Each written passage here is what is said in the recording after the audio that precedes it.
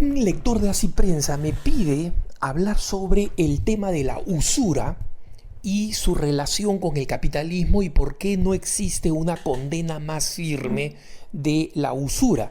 Como saben ustedes, la usura consiste en cobrar un interés desproporcionado por algún tipo de préstamo. Usualmente, digamos, en dinero o en metales preciosos, en oro, etcétera, y que ha existido siempre. Muchas personas que o tenían una gran oportunidad de negocio y no tenían el capital, o iban a perder posesiones muy preciadas que eran indispensables para la vida de la familia o para la supervivencia, aceptaban dinero prestado que luego debían devolver con un interés, es decir, con un dinero añadido que era realmente un robo, un latrocinio. Tengan en cuenta ustedes que desde el siglo XIII la Iglesia ya había, digamos, la usura está condenada por los primeros padres de la Iglesia. Pero ya en el siglo XIII la usura no solamente es condenada, sino que es castigada con la excomunión.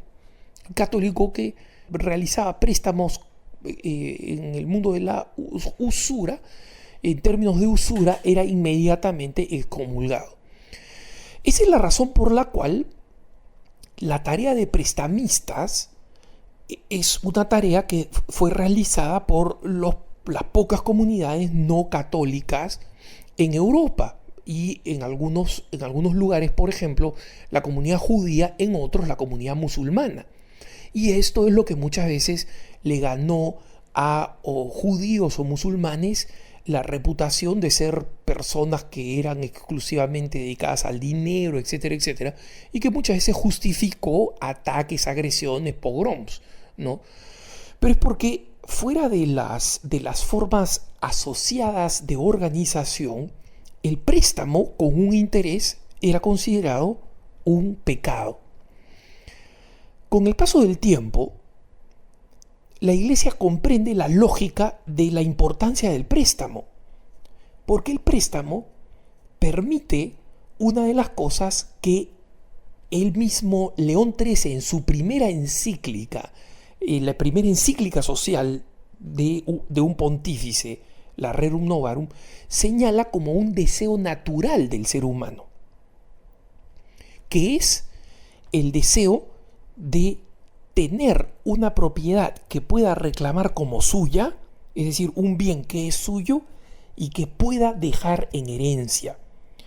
Y cuando el Papa León XIII señala esto, está condenando el socialismo utópico. Y digo el socialismo utópico porque el socialismo marxista, aunque ya había sido escrito, no era conocido. Tengan en cuenta ustedes que el Papa escribe a finales del siglo XIX y el socialismo que se conocía entonces era el socialismo de Proudhon, el socialismo francés. El socialismo marxista recién va a darse a conocer en el mundo con la revolución de 1917 en la Unión Soviética, y ni siquiera en el 17, porque ahí no ganan los bolcheviques sino los mencheviques. En consecuencia, recién entre el 19 y el 21 se va a conocer lo que es el socialismo marxista, ¿no? 1919-1921, es decir, unos 35 años después de escrita la encíclica Rerum Novarum. El amigo que nos escribe dice que la usura no está condenada ni siquiera por el Catecismo de la Iglesia Católica. Eso no es cierto.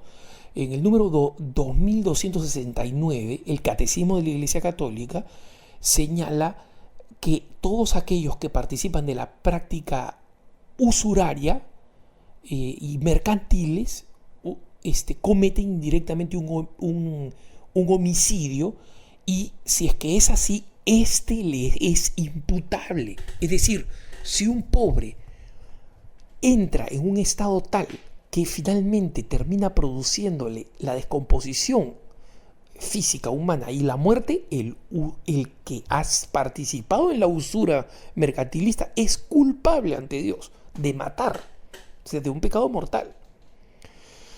Ahora, una vez más, hay que distinguir la usura del préstamo con una un interés razonable. Y el préstamo con un interés razonable es una herramienta muy importante para lo que señalábamos, que las personas puedan tener un bien. Porque ¿qué cosa sucede? El principal motor de la producción de los bienes, en la realidad, y además defendida por la Iglesia, es el ser humano. Él es el principal motor. No es el capital, no es el trabajo, como dicen ya sea el capitalismo salvaje o el comunismo. Es la persona humana, su ingenio, su creatividad, su voluntad, su habilidad. Pero una vez que la persona tiene el ingenio, necesita una oportunidad. Y uno de los recursos necesarios para esa oportunidad es el dinero. Es decir, se necesita un capital para poder invertir. Pero si es que la persona no cuenta con un capital determinado, esa persona no va a poder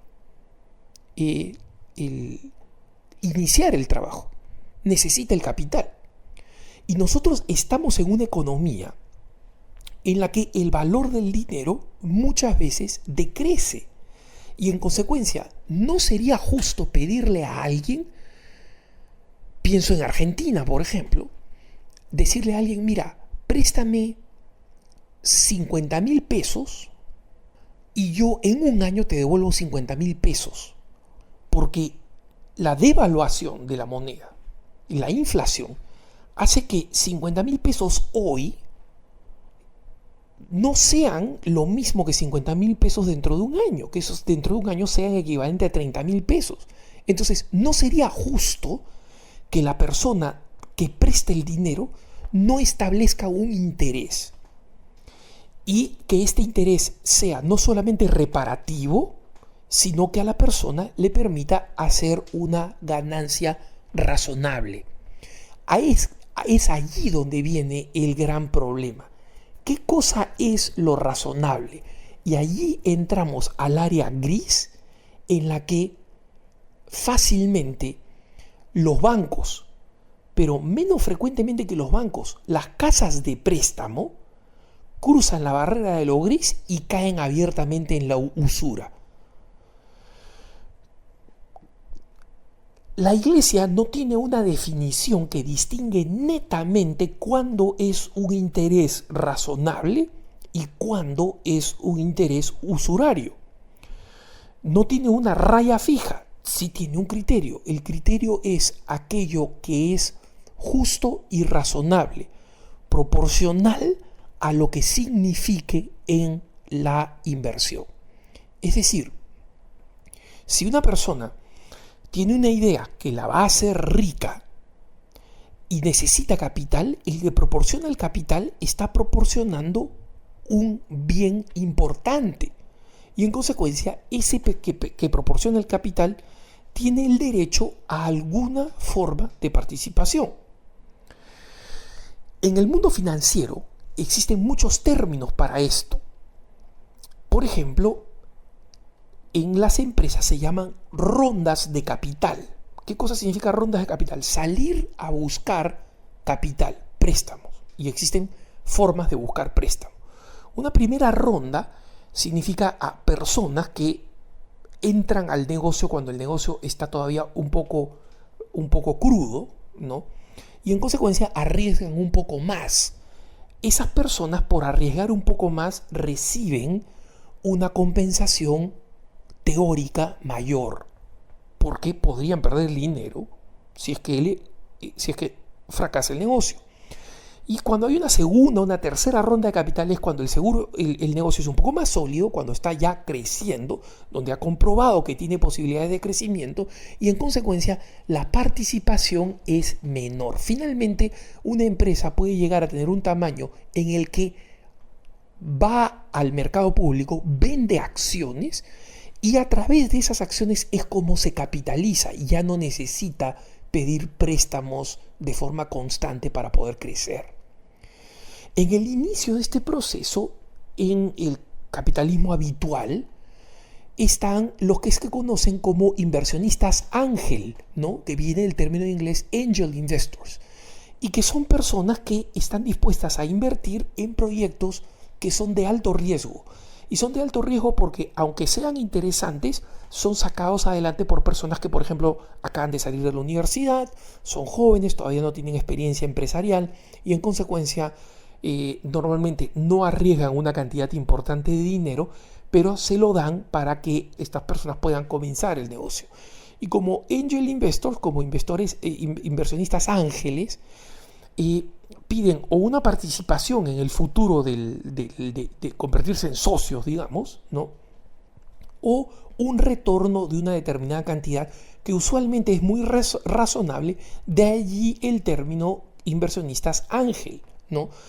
Y son inversionistas ángel porque son empresas en las que, como no tienen colateral, o sea, es decir, es un muchacho que ha salido de la universidad, no tiene una casa, no tiene una propiedad que poner al costado, el banco no se la va a dar. Entonces, ese préstamo no es una usura, y por algo se les conoce como inversionistas ángel. Entonces, hay que comprender aquí que el préstamo no solamente no es malo, en la economía actual es indispensable. Pero cuando se vuelve una situación que aprovecha la necesidad de una persona, no cuando le va a dar una oportunidad de desarrollo, de crecimiento, allí sigue existiendo la usura, y las condenas a la usura siguen siendo claras y están expuestas en el Catecismo de la Iglesia Católica, que los señala como copartícipes de una muerte allí donde producen un daño irreparable en las personas. Entonces, no caigamos en la creencia de que la usura es cualquier forma de préstamo. No lo es. No es lo mismo. Y que la usura es la base del capitalismo moderado. No lo es.